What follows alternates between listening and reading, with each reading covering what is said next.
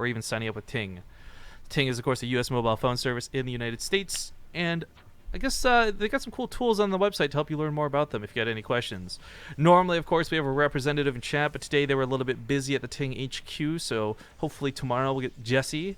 And from what I understand as well, for those who have been like really uppity about Jesse saying he can kick your ass at StarCraft, you'll get to prove whether he can or can't, as I believe tomorrow we'll be having him take matches from people in chat to see how they play against him. I'm excited to see how badly he loses. But that's just me personally.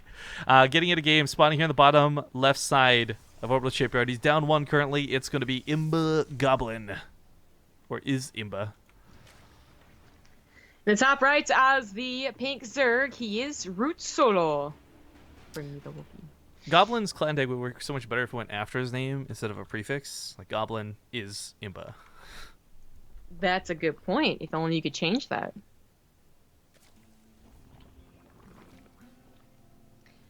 Oh, Coffee just defeated Snoot too.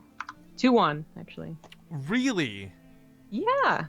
Well, congratulations to Coffee. Hopefully he can continue doing well in the bottom bracket. A really unknown Chinese Terran player. Kicking ass. Yep. Facing Penguin and then Rainer, I think is a decent shot. And then whoever drops down, I suppose, to the last. Figure that out soon. No early pool this game. Orbital Shipyard probably the least likely for an early pool, though. Ruins, yes. Dust Towers, yeah. Laralac, yeah. Arena, sometimes.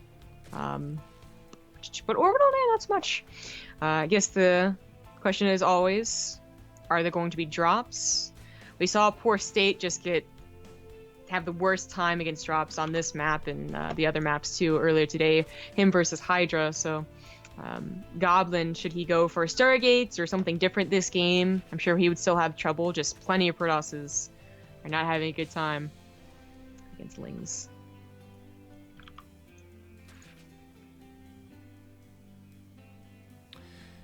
Well, Goblin's got a nice setup at home, so gonna get an Overlord kill, which will be nice. Never fun to lose something this early, but maybe a small supply block. SolO starts up an Overlord right away, so that won't last for too long. Well, it's one of those, like, okay, well, thank God I got rid of at least one of the Overlords, so of course the other one on the other side's still there, but maybe, like, he won't Nidus for me, or maybe he won't Ling drop me as much as he could. So it was a little dangerous, because what if Speedlings are out, but they weren't, so...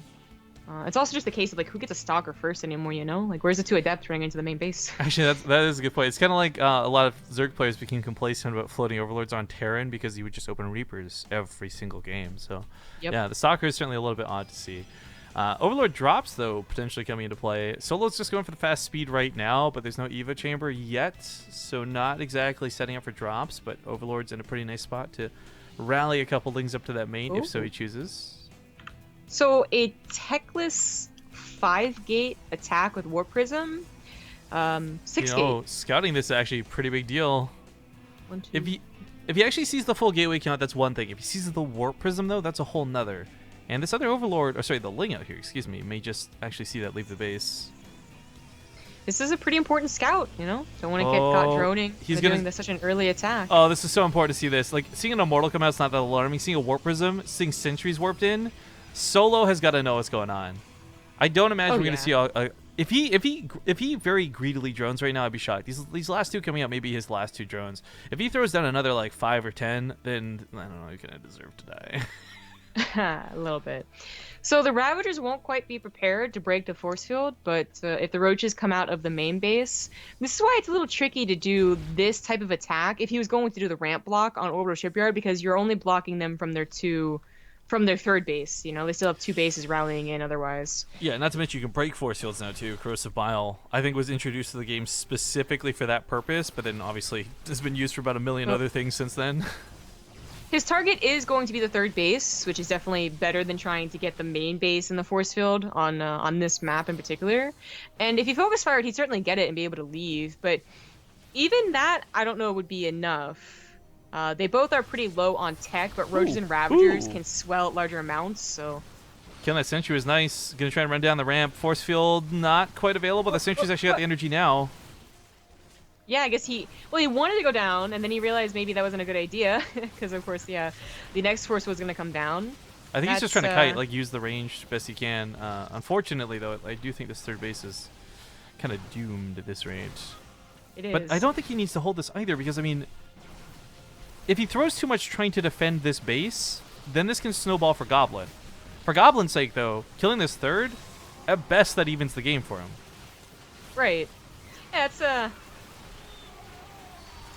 situation where you lose your entire army trying to defend something, and at the end of the day you don't defend it, then that's really terrible. But if you do and they leave, then I guess that's okay.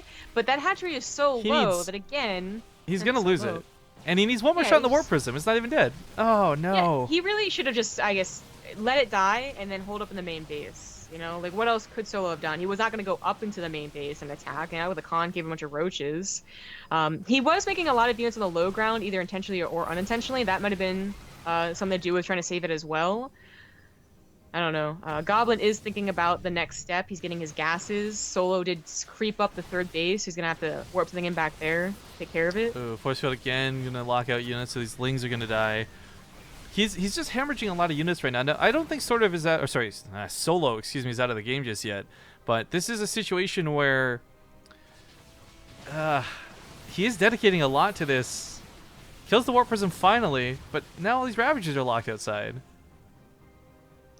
They're about to have a Corsair Gear on cooldown, but they need to actually get over to the ramp to use it, so they got to use it on the army. It does dissipate though, and hits the sentries. That was nice.